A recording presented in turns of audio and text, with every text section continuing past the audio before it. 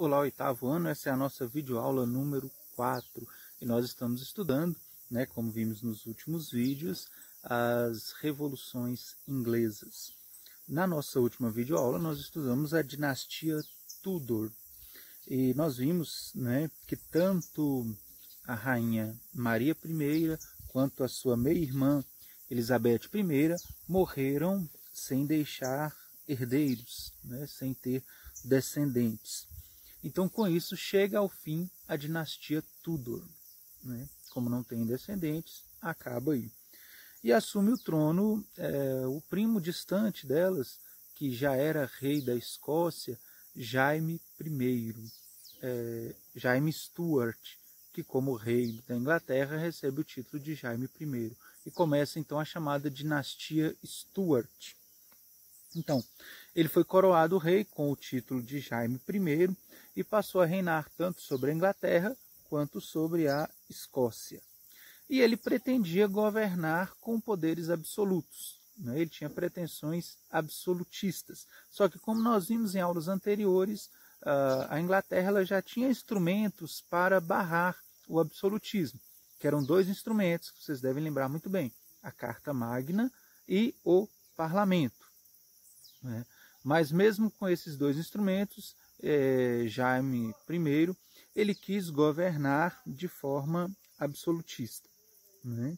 E ele usou para fundamentar o seu poder absolutista a chamada teoria do direito divino dos reis, que nós estudamos também em sala de aula, você deve lembrar disso, que considerava-se que o rei era rei porque Deus quis que ele fosse rei, porque tudo concorreu para que ele fosse rei.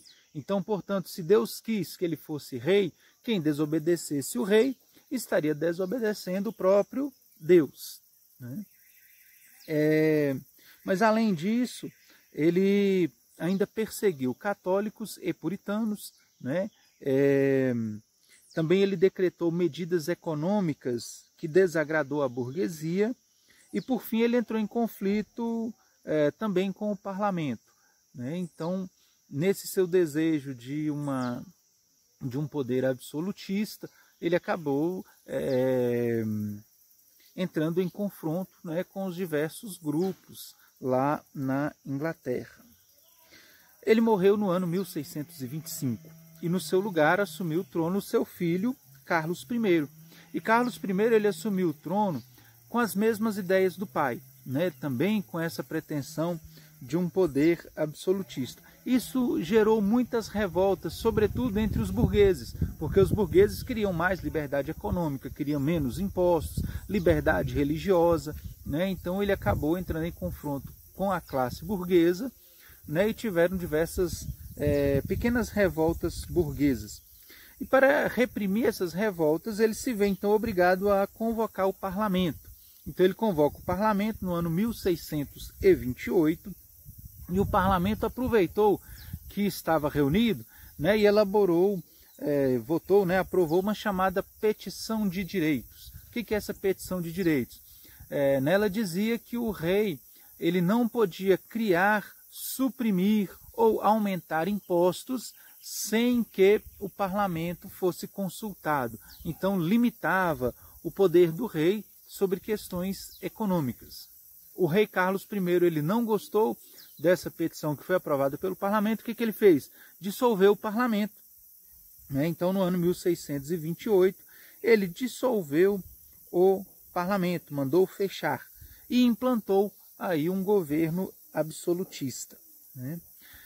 Além disso, ele tentou impor essas mesmas medidas que ele estava impondo na Inglaterra à Escócia. Só que o povo escocês não concordou e fez também uma revolução e invadiu a Inglaterra. Então, os escoceses invadiram a Inglaterra. Com essa invasão da Inglaterra, o que Carlos I precisa fazer? Convocar novamente o parlamento para conseguir apoio para conter as revoltas dos escoceses. Tudo isso, todo esse descontentamento dos ingleses, dos escoceses, essa necessidade de convocar o parlamento, dissolver o parlamento, tudo isso vai culminar na chamada Revolução Puritana e na Revolução Gloriosa, que são as duas principais revoluções burguesas que aconteceram na Inglaterra.